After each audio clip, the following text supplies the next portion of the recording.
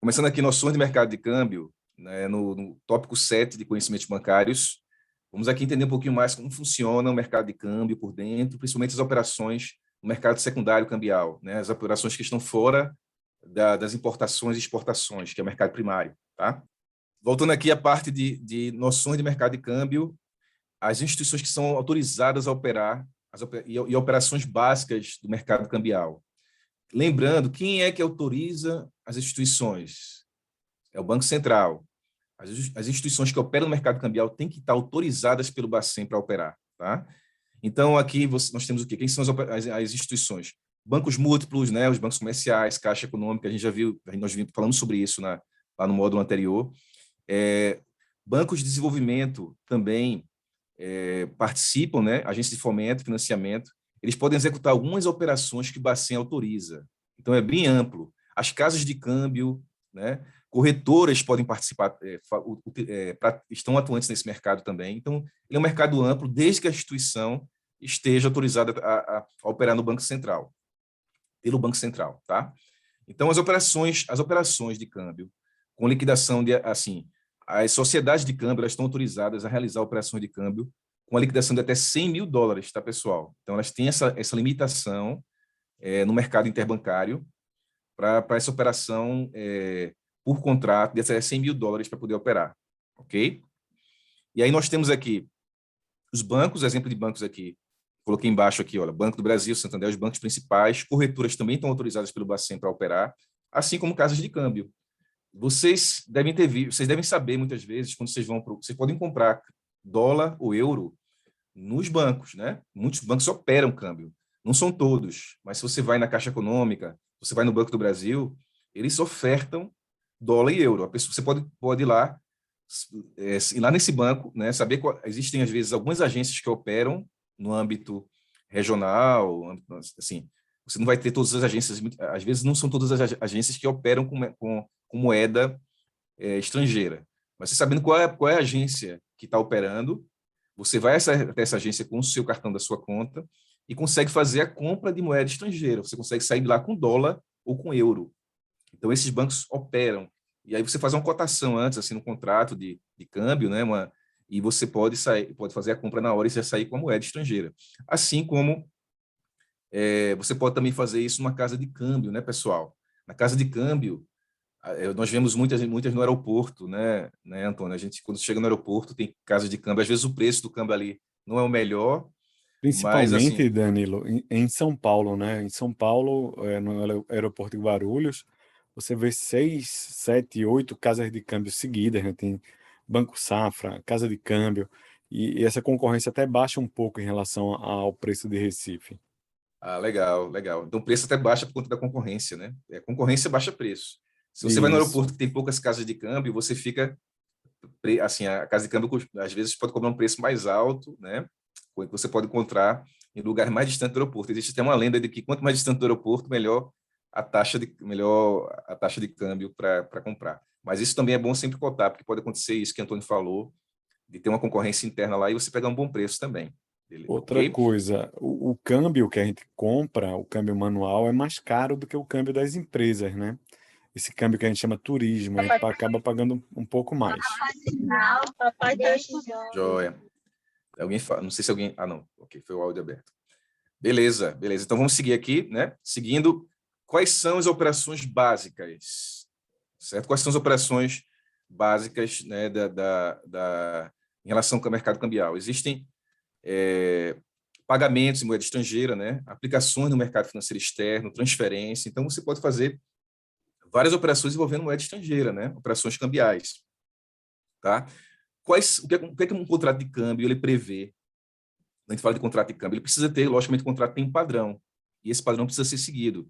Tem que constar as partes interessadas, né? Quem é o comprador, qual a instituição que está vendendo, né? Qual é o valor da cotação no dia, qual o spread bancário, porque tem spread, o banco pode cobrar spread em relação à venda da moeda, certo? Então, no contrato de câmbio, tem que estar tudo especificado para que haja transparência, né? O nome da casa de câmbio, enfim, os dados do comprador, né? enfim, a conta, o CPF dos participantes e o CNPJ. Então, existe todo um padrão para formalizar um contrato de câmbio de acordo com a regulação, para fins de transparência do mercado. Tá? E aí, avançando aqui, a taxa de câmbio, o que seria, na essência, a taxa de câmbio? Ela é a taxa de troca entre moedas. É quanto eu pago de real por dólar, certo? Então, quando eu vejo assim, o câmbio está R$ 5,20, eu não sei quanto é que fechou hoje, eu não cheguei a ver agora o fechamento, mas, em média, está fechando nessa faixa, 5,20, vai para 5,15, 5,21, chegou a 5,30 há pouco. Mas, enfim, digamos que o câmbio esteja 5,20. 5,20 é quanto eu pago de real para receber um dólar, certo? É a relação da moeda nacional sobre a moeda estrangeira, ok? Quanto de real eu pago por dólar? Então, essa é a relação que surge. E como é que essa taxa de câmbio ela é afetada? Ela é afetada pela oferta e demanda de moeda estrangeira. Se existem muitos investidores comprando dólar, a tendência é que o preço do dólar, o quê, pessoal? Suba. Se existe uma demanda forte de dólar, logicamente, assim, a gente está falando aqui de moeda que não é infinita, né? Então, o bem não é infinito, ele tem uma restrição natural de quantidade. Então, quando se procura muito aquele bem, o que acontece com o preço dele?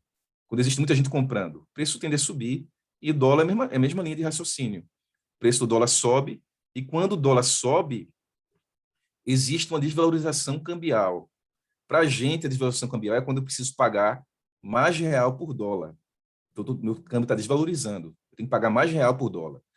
Né? Chegou a perto de 6 há pouco, né? Chegou a 6, depois baixou, agora está 5,20. Chegou a bater 4,90 há pouco. Existe volatilidade, existe oscilação do dólar, oscilação do preço, né? Oscila bastante, mas essa oscilação é reflexo da oferta e demanda, procura e oferta do mercado. Assim, quando você compra, se você vai muito no mercado que tem pouca, que a laranja diferente que todo mundo quer, o preço dessa laranja tende a subir, porque tem uma quantidade específica, né? E a demanda vai provocar o aumento do preço, ok? Então, aqui tem um exemplo aqui falando de exportadores que compram produtos do Brasil e vendem para o resto do mundo. Então, quando o exportador ele compra, veja só, ele compra produto aqui no Brasil, ele vai vender para fora. Ele recebe esse dinheiro como? Ele recebe em dólar. Quando ele vende, ele recebe em dólar. Só que ele tem consumo, muitas vezes o próprio exportador tem consumo em real, né? As despesas da empresa dele são em real. Na maioria das vezes é assim. Então, ele precisa, quando ele recebe o dólar, vende o dólar aqui e transforma em real para poder fazer face às suas despesas, tá? O importador é diferente. O importador, ele paga em dólar. Então, ele precisa converter aqui, ele precisa trocar real por dólar para poder pagar o bem que ele está importando. Então, percebam o seguinte, na verdade, quando existe um aumento da taxa de câmbio, isso favorece quem? Favorece o exportador, né? Por quê? Qual a lógica disso? Veja só, o câmbio subiu, o exportador ele vai receber em dólar. Ele vende para a ótica do investidor lá fora, desculpa, para a ótica do estrangeiro lá fora, que está comprando o bem do Brasil, bem nacional aqui, o dólar quando sobe, ele tem dólar lá fora, né? O investidor, o comprador lá fora, né? Que está comprando do Brasil. Então, quando o real desvaloriza, ele paga menos dólares por real. Então, ele vai ser atrativo para ele. Então, vai ser bom para o exportador, que ele vai comprar, a pessoa de fora, né? Quem está comprando fora vai comprar mais, né? Porque o real desvalorizou. E para o exportador daqui, como ele está recebendo em dólar e o real está desvalorizado em relação ao dólar, porque a taxa de câmbio subiu. Ok, pessoal? Vamos entender esse fluxo, tá? A taxa de câmbio subiu, então o real está desvalorizado em relação ao dólar. Estou pagando mais reais por dólar. Mas o exportador, ele recebe, quem exporta, recebe em dólar. Então, para ele é favorável esse ambiente, por quê? Como ele está recebendo em dólar, quando converter em real, ele vai ter mais reais, porque o real está desvalorizado. Ficou tranquilo isso? Fique à vontade de perguntar. Esse é um momento importante para entender como funciona esse mercado cambial, tá? Eu estou indo bem no detalhe, bem mastigado para vocês poderem entender. Quando o exportador vende uma mercadoria, ele está vendendo para fora, exportando, recebe em dólar, certo? E aí, como ele recebe em dólar, ele depois precisa converter esse dólar em real. Se o real está desvalorizado, agora na média 5,20, por exemplo, né, de real por dólar, ele transforma em real isso. Então, quanto maior estiver a quantidade de reais que eu preciso pagar por dólar, o exportador vai ter mais dinheiro em reais quando converter. Então, favorece o exportador. Já o importador é o contrário, não é isso? Se eu compro produto em dólar e o dólar está mais caro, o dólar está alto, eu vou gastar mais, não é assim? Não é? Quem já viajou para fora e teve despesa internacional, não viaja, e vai pagar o cartão de crédito e o dólar sobe, quando vai fazer o pagamento da fatura de acordo com o dólar, não da compra, né, do pagamento, que, enfim, quando você vai fazer isso, você sofre quando o dólar sobe, porque paga mais, né? Então, essa é a relação. O importador também tem esse mesmo sentimento. Quando ele vai comprar fora, o dólar está alto, ele tem que desembolsar mais dinheiro para comprar essa mercadoria, para converter em dólar e comprar essa mercadoria. Então, para o importador não vai ser legal uma subida da taxa de câmbio. Tranquilo, pessoal? Aqui tem a relação. Isso que eu falei agora está aqui descrito nesses gráficos aqui, ó. Essas setinhas aqui mostram isso. A taxa de câmbio ela desestimula as importações e estimula a taxa de câmbio alta, desculpem. A taxa de câmbio alta desestimula as importações. Então, veja só, pessoal. Então, vamos ver como é que é essa relação nessas setinhas que eu coloquei aqui. Entrei atrasada aqui, Danilo, desculpa. Ah, não, fique tranquila, Thalita. Tranquilo. Então, assim, estamos falando aqui sobre... Joia, tranquilo. Estamos falando sobre taxa de câmbio, tá? Só entramos aqui em mercado de capitais, taxa de câmbio agora. Quando existe uma subida da taxa de câmbio, o que acontece? A tendência é que as exportações diminuam. Veja aqui a relação. Real por dólar subindo, pagando mais reais por dólar. Agora entendam, pessoal. Quando eu pago mais reais por dólar, eu estou tendo uma desvalorização cambial, né? Ok? Taxa de câmbio subindo, eu estou tendo uma desvalorização cambial. Porque não confundam um termo desvalorização com queda só. A queda é em relação à queda do preço do real, mas eu estou pagando mais real por dólar. Então, a taxa de câmbio subiu, eu estou tendo desvalorização cambial. Então, olha aqui, ó, reais por dólar, tá vendo aqui no gráfico, aqui, ó, na setinha? Então, subiu reais por dólar, subiu a taxa de câmbio, as importações tendem a cair e as exportações tendem a subir. Por aquilo que eu falei há pouco. O real desvalorizou e aí para a pessoa lá de fora que está comprando do Brasil é melhor. Então, o exportador vai exportar mais, certo? E aí também o seguinte, existe uma tendência de aumento de inflação quando acontece isso. A inflação sobe quando acontece isso. Por quê? É lógico, quando o dólar sobe em relação ao real, nós temos produtos importados, temos insumos. O que são insumos? São produtos que as empresas importam para fazer algum produto específico, né? Manufaturar ou fazer algum produto industrializado. E aí, esses insumos importados, dolarizados, né? Isso causa inflação. Não só isso. Quem exporta mesmo? Quem está exportando? Digamos assim, um produtor aqui de laranja ou de uva exporta, ou de carne, por exemplo. A carne exporta muito para a China. Quando você tem uma demanda muito forte de fora, o exportador daqui, o produtor daqui, ele vai ficar vendendo para fora, ainda mais se o preço estiver em dólar bom para ele vai vender mais para fora, né? E aí, o preço daqui, quem compra aqui carne, às vezes vai ver o preço da carne subir. Por quê? Porque carne também existe demanda e oferta para carne, né? Então, a produção de carne existe uma quantidade específica de produção de carne, que quando é produzida e exportada, o que vai para fora, muitas vezes, lógico que ele tem que abastecer o mercado nacional também, né? Existe, inclusive, a importância de abastecimento nacional, de grandes compradores nacionais, claro, enfim. Mas, assim, o que eu quero dizer é o seguinte, naturalmente, quando ele começa a vender muito para fora, uma diminuição da produção, uma parte da produção dele menor fica para cá, né? A lógica seria, a grosso modo, assim. Então, a parte menor ficando para cá, então o preço sobe dessa parte menor, ele vai ter condições de ter um preço maior. Isso vai promover inflação também, subida do preço da carne. Ok? Então, eu dei esse exemplo da carne, mas, por exemplo, pode pensar em N exemplos aqui, certo? Eu falei aqui dos insumos, quando você importa. Se alguém está comprando alguma coisa importada para revender, se o dólar subiu, ele vai repassar o preço ou parte do preço. E aí vai subir o preço. Onde sobe o preço é o quê, pessoal? Quando o preço sobe, aumenta a inflação. Não é assim? E aí embaixo, mesma coisa. Quando a taxa de câmbio baixa, quer dizer que eu estou pagando menos real por dólar e aí existe um estímulo às importações. Se eu estou gastando menos para trazer alguma coisa de fora em relação ao dólar, eu vou importar mais, eu vou trazer mais coisas de fora para mim, porque eu estou pagando menos. A taxa de câmbio baixou. Então, sobe a importação. E aí, por outro lado, pessoal, as exportações diminuem. Danilo, por que a exportação diminui? O real ficou mais caro um pouco para quem está fora do Brasil. E aquela pessoa que comprava porque viu o real barato, quando o real ficou mais valorizado, quando houve uma valorização cambial, então quer dizer que o dólar ele vai precisar desembolsar um pouco mais de dólar por real, então ficou mais caro para quem está fora. Aí diminui a exportação, ele vai comprar menos daqui. E o exportador vai exportar menos, certo? Então, com isso, naturalmente também existe uma tendência de queda da inflação, né? A gente precisa lembrar, tanto pela situação de como vai estar abrangendo aqui, os produtores vão estar abrangendo mais o mercado nacional nesses casos, como também os próprios insumos importados, os produtos importados vão estar com preço mais baixo, né, em relação ao real, né, a questão do dólar real.